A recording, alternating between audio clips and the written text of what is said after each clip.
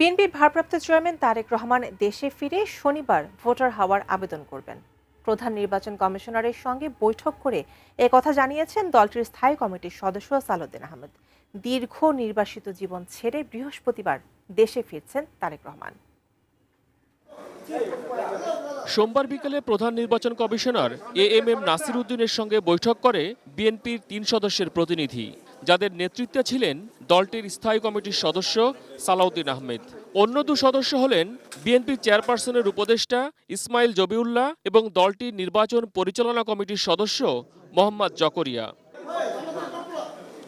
প্রায় ঘণ্টাব্যাপী বৈঠক শেষে গণমাধ্যমের সঙ্গে কথা বলেন সালাউদ্দিন আহমেদ। এ সময় তারেক রহমানের ভোটার হওয়ার বিষয়ে কি উদ্যোগ নিচ্ছে বিএনপি সে সম্পর্কে তার কাছে জানতে চাওয়া হয়। ২৫ তারিখ হচ্ছে বৃহস্পতিবার, শুক্রবার হচ্ছে ২৬ তারিখ, শনিবার ২৭ তারিখ নির্বাচনকালীন এই সময়ে নির্বাচন কমিশনের অফিস সব খোলা থাকে। সেই দিনই এই ভোটার হওয়া, আইডি কার্ড বা ভোটার আইডি বা ন্যাশনাল আইডি হওয়া সংক্রান্ত যা কিছু আছে তিনি এই ২৭ তারিখে করবেন। সাধারণত তফসিলের পর ভোটার তালিকায় অন্তর্ভুক্তি এবং স্থানান্তর স্থগিত থাকে। তবে ভোটার তালিকা আইন ২০০৯-এ নির্বাচন কমিশনকে যে কোনো সময় যে কারো নাম অন্তর্ভুক্তকরণ বা বাতিলের ক্ষমতা দেয়া আছে।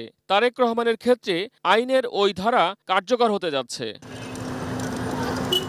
এবার প্রার্থীদের হলফনামার সঙ্গে ফৌজদারি মামলার জামিনের কপি জমা দেওয়ার বিধান যুক্ত করেছে নির্বাচন কমিশন। তবে প্রধান নির্বাচন কমিশনারের সঙ্গে বৈঠকে এ সংক্রান্ত বিধান বাতিল চেয়েছে বিএনপি।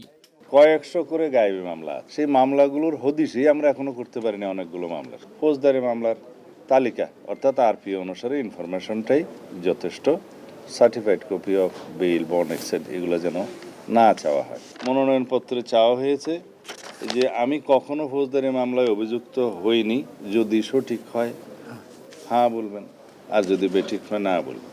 অভিযুক্ত যদি শব্দটা প্রযোজ্য হয় তাহলে সেই অভিযুক্ত শব্দটা আইনের ভাষায় হচ্ছে framing of the charge by the court. এই শব্দটা আছে যে আদালত কর্তৃক অভিযোগ গঠনের ক্ষেত্রে অর্থে সেটা যেন গণ্য করা হয়।